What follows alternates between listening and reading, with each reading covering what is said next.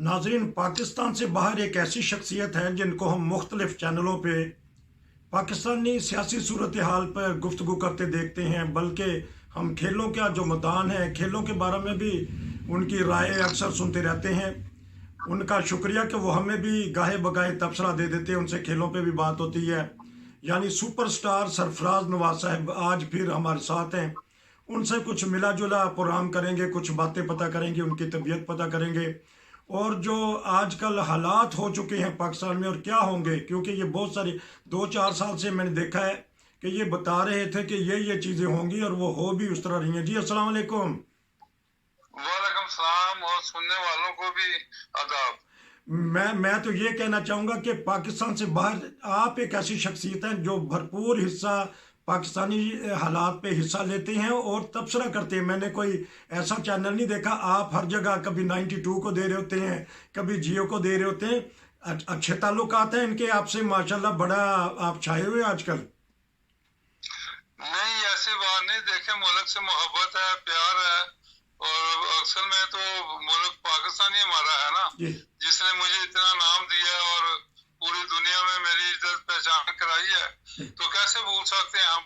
पाकिस्तान में एक एक एक कतरा खून का पाकिस्तान का हमारे में है, और जहाँ भी है तो दिन रात तो ये हमारे वरी रहती है कि पाकिस्तान तरक्की करे और कोई दुनिया में पाकिस्तान को नीचा ना दिखा सके। जी।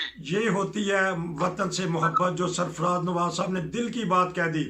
अब बताइएगा कि क्या हालात देख रहे हैं। हालात, महंगाई भी है, बेरोजगारी भी है, सियासी सूरत हाल पे परेशानियां। जो आज GHQ में अभी कॉन्फ्रेंस हुई है, वो कहते हैं वो 9 मई के वाक़े को अभी तक नहीं भूले। बहरहाल हम देखना चाहते हैं सियासी हालात क्या देख रहे हैं आप आने वाले दिनों में। देखें, असल में तो जो 3.5-4 साल जो इमरान खान की हुकूमत आई है, वन साइडेड उसने यही किया है कि मैं अपोजिशन के लोगों को जेलों में डालूंगा। नैब का वो खुद कंट्रोल लिया हुआ था।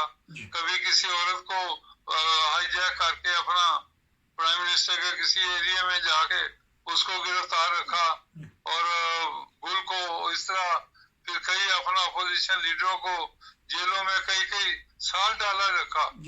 इवन आपके जो आज मिनिस्टर हैं राणा सनाह साहब, उसके ऊपर तो ऐसा केस डाल दिया कि जिसकी सजाए मौत है।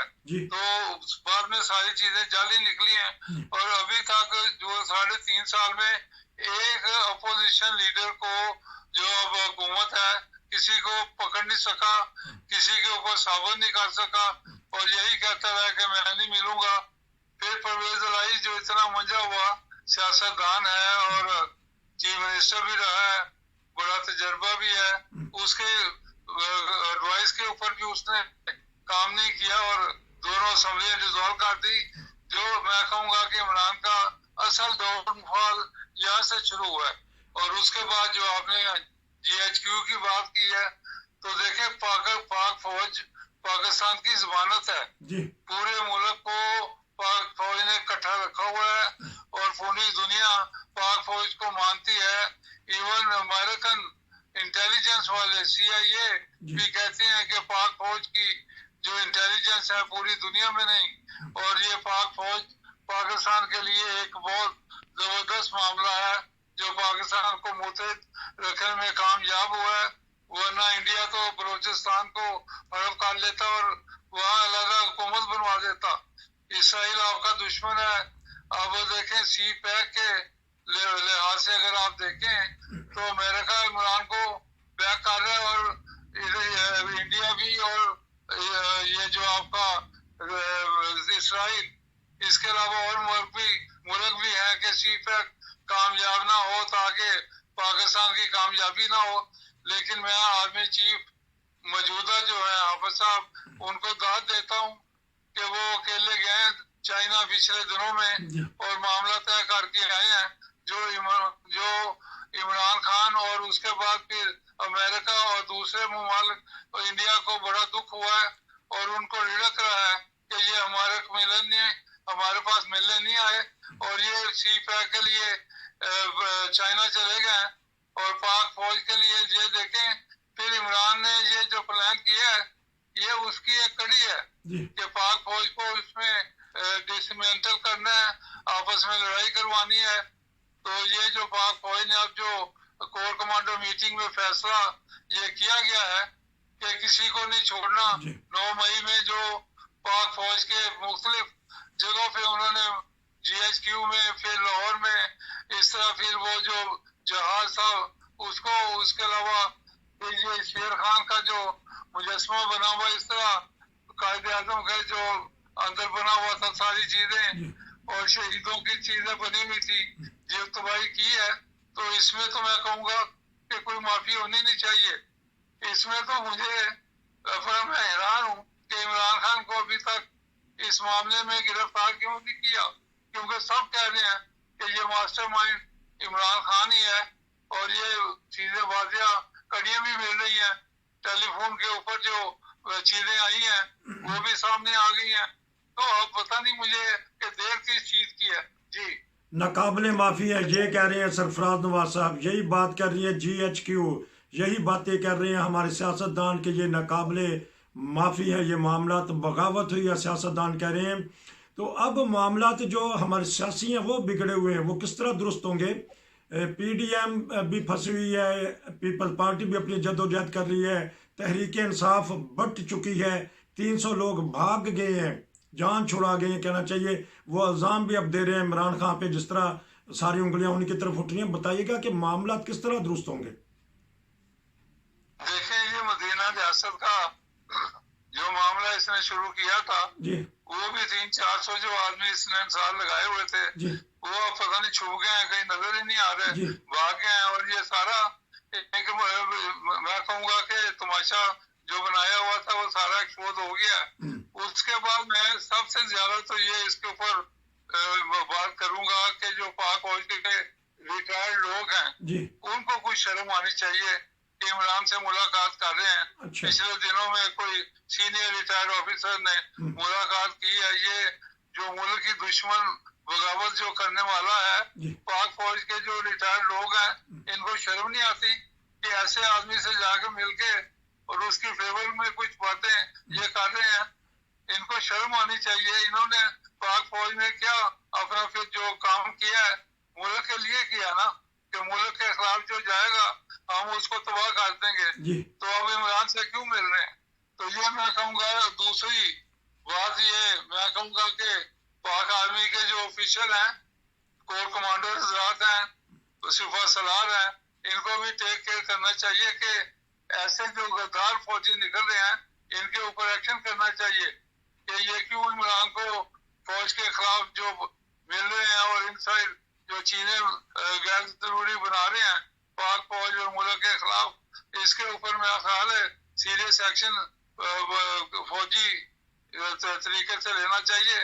क्योंकि वो कहते हैं कि फौज के ऊपर एक्शन फौज ही करेगी, वरना तो काफी था इनके लिए एक्शन करने के लिए। जी हाँ, क्योंकि अगर अब नहीं तो फिर कभी नहीं, क्योंकि जो शहीदों का खून है रायगां जाएगा। हर रोज शहादतें दे रही है हमारी पाक फौज, लेकिन अगर पाक फौज का मुराल अगर गिर गया, खुदा ना करे ऐसा हो, लेकिन जिन ममालिक में ऐसा हुआ तो वो ममालिक तबाह हो गए, मलिया मेट हो गए। ये कह रहे हैं, इनका मतलब ये है सरफराज नवाज साहब का माली तौर पे बड़ी परेशानी है। क्या देख रहे हैं, महंगाई बढ़ी है, बेरोजगारी है, चोरी चुकारी बढ़ी है। आपके ज़माना में आप 12-12 1-1 बजे तक चहलकदमी कर सकते थे, कजाफी स्टेडियम जा सकते थे। आजकल तो लाहौर से निकलना ही बड़ा मुश्किल हो गया, कराची की तो बात ही छोड़ दें। देखें, ये चूंकि बेरोजगारी है, भूख नंग है, लोग तंग हैं, तो क्या करेंगे लोग? जब ये कारखाने बंद हो गए हैं, उसके बाद हर तरफ चीजें इतनी महंगी हो गई हैं, और उसके बाद जो सूद का मामला है, ये जो स्टेट बैंक रोजाना अपना सूद बढ़ाता जा रहा है, उसकी वजह से आपका ये बिजली का भुगतान है, गैस का, ये बेशुमार चीजें हैं जो ये पिछले 5 साल से इमरान के दौर से शुरू हुई हैं और ये बढ़ती जा रही हैं। तो इंशाल्लाह मेरा ख्याल है फिर IMF को ऊपर भी मेरा ख्याल है कि इमरान खान और यहूदी लॉबी जो है ये काम कर रही है। मैं ये फाइनेंस मिनिस्टर साहब को और प्राइम मिनिस्टर के नोटिस में लाना चाहता हूँ कि यहाँ पे जो जमामा का भाई रैक है वो भी एक यहूदी है जो पार्लियामेंट में था, और इनके फिर अमेरिका में, इसराइल में, अराउंड द वर्ल्ड जो यहूदियों से तल्लुकात हैं, और अमेरिका का जो थिंक टैंक वो भी यहूदियों का गढ़ है। तो ये सारे मिलके मेरा ख्याल है पाकिस्तान के लिए नुकसान कर रहे हैं, और इमरान की फेवर के लिए ये सारी चीजें हो रही हैं। तो मैं आपको ये बता दूं कि ये जो एक पीर साहब ने रखी हुई है इमरान भी मेरी बात गौर से सुन लो कि ये आखिर में मैं पीरनी साहब को ये दरखास्त करता हूँ कि अभी से माइंड मेकअप कर लें कि इमरान की आखिरत जो है ये उसके बच्चों के साथ ही है, और ये जमामा के पाँव पे गिरेगा जाके, और आखिर में उसके साथ ही रहेगा। ये मेरी आज आप प्रेडिक्शन सुन लें, और इमरान का ये आखिरी दिनों का मैंने आपको हालात बता दिए हैं, और पीरनी साहब जो हैं वो इसको अभी से नोटिस में ले और बाद में अपने दिल को न लगाएं।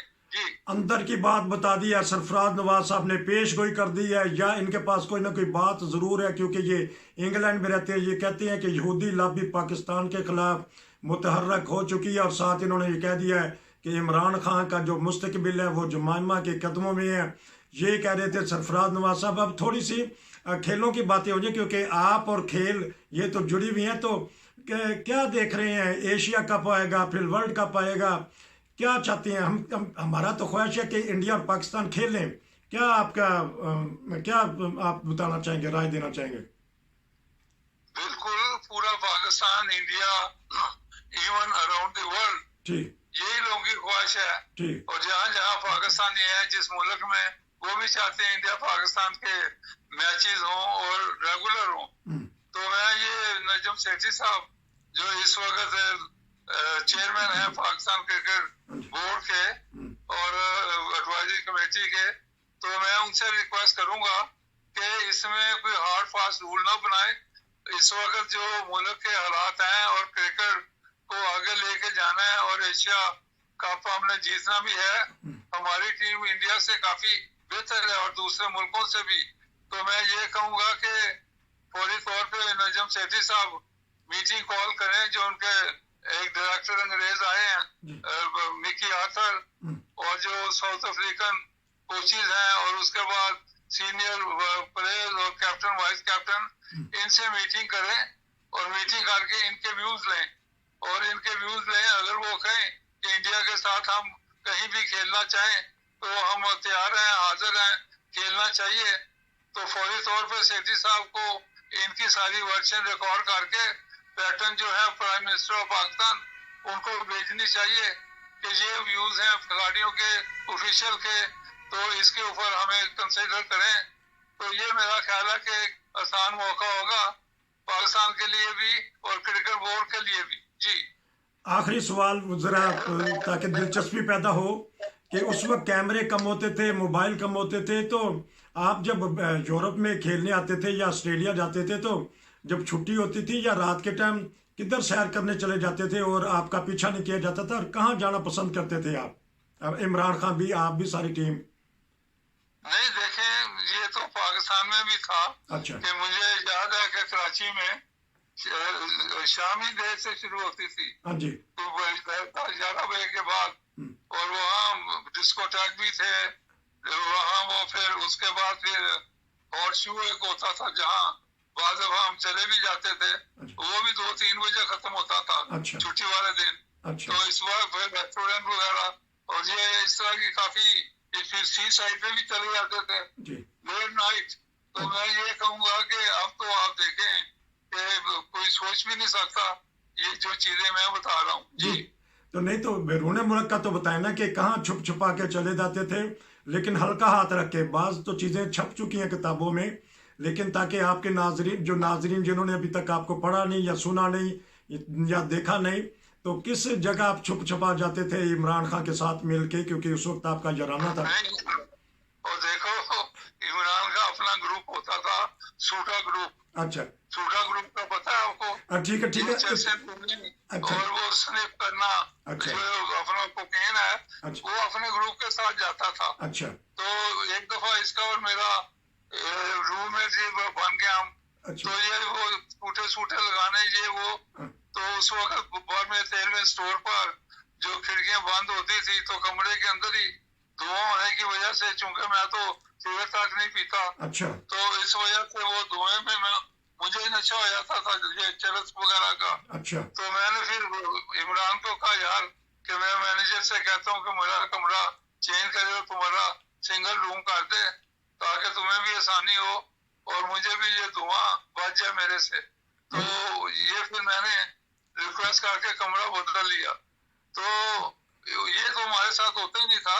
अच्छा, हमारे साथ तो ये दूसरे प्लेयर होते थे और उनके साथ ही फिर गप वगैरह लगती थी टूरों के ऊपर। जी बहुत शुक्रिया नाज़रीन। असल में ये बात ज़रा थोड़ी सी मैंने कहा कि इस तरह के भी हो जाए, आपको इल्म में हो जाए कि सूटा ग्रुप क्या होता था। ये जो हमारे खिलाड़ी हैं ये आम इंसानों की भी तरह भी ज़िंदगी गुजारते हैं कि हम हंसी मजाक भी करते हैं, छुपन छुपाई भी करते हैं। जिस तरह अभी साफ तौर पे इन्होंने बताया कि ये कराची में चले जाते थे। ये देखो ना, मैं आपको बताता हूँ जी। उसके बाद ये सूटा ग्रुप जो है ये वसीम अकरम, वकाल यूनस, इन लोगों में चला गया। अच्छा, और ये फिर एक वेस्ट इंडीज में बीच के ऊपर ये पकड़े गए थे, छूटा लगाते, चरस पीते। अच्छा, और उसके बाद इनको एक शाम जेल में रहना पड़ा वहाँ वेस्ट इंडीज में। अच्छा, सुबह इनकी जुबान तो हुई, फिर माफी मूफी हुई, तो फिर जाके ये बचे।